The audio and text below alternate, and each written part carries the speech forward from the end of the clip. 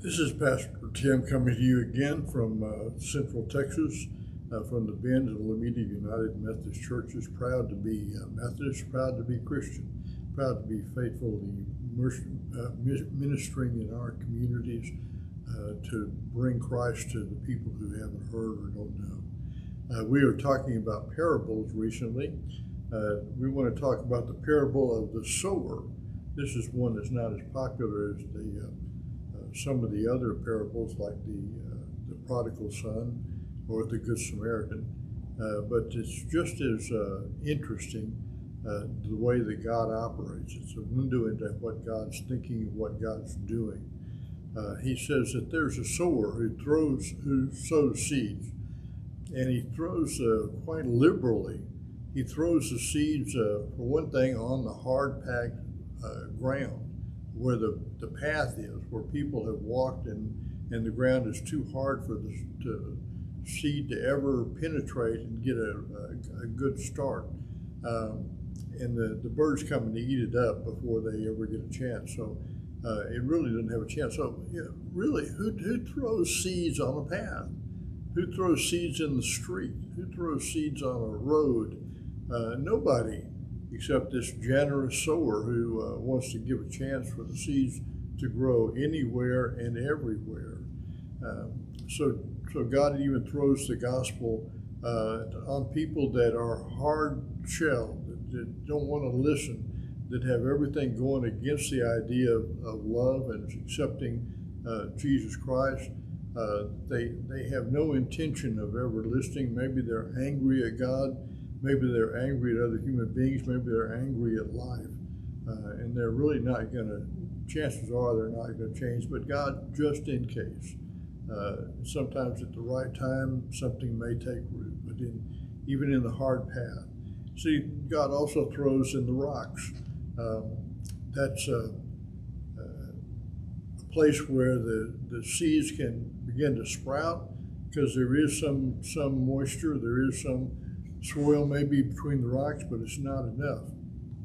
It never grows up. So sometimes people begin with wanting to hear the gospel. They may even begin with faith, but it doesn't last long. I've had many a person who comes and said they're going to start coming to church and lasts about 6 weeks, and then they're gone again. So it's more than just self-determination. It's a receptibility to the gospel. But even in the throwing in the rocks, the gospel is thrown. The good news of Jesus Christ is thrown even to places that it's difficult to get even rooted and started.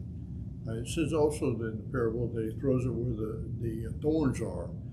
They grow up, the seeds get a good start, they get it in the soil, but there are too many other plants, there are too many weeds, too many brambles, too many thorn bushes that choke them out, that take all the nutrition away from them, take the water and all the goods from the soil, and they can't survive. They wither and die, because there's some people that just want to have faith without changing anything.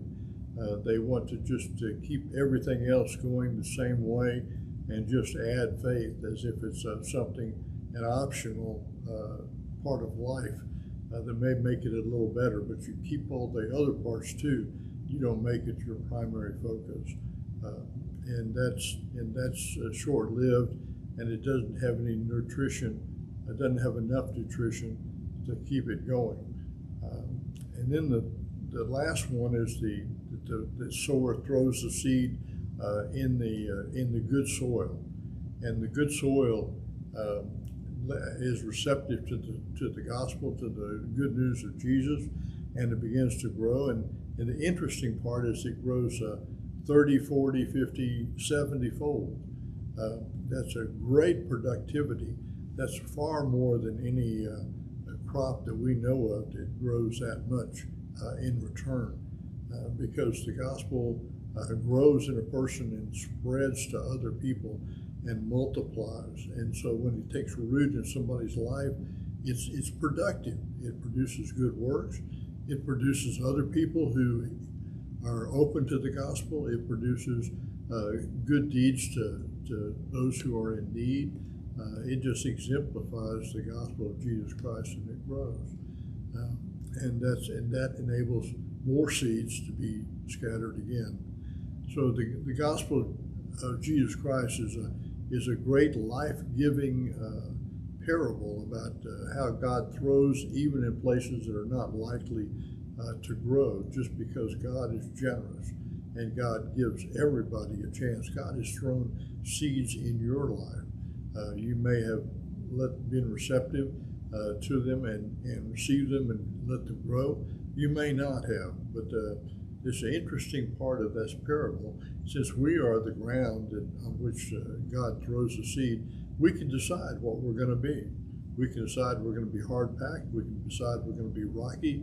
We can decide we're full of brambles and thorns. That's our decision. We can make the soil ready so that the gospel of Jesus Christ will take root and change lives. So I hope that that's helpful to you. The parables are always insightful and helpful to me. I'll see you next time.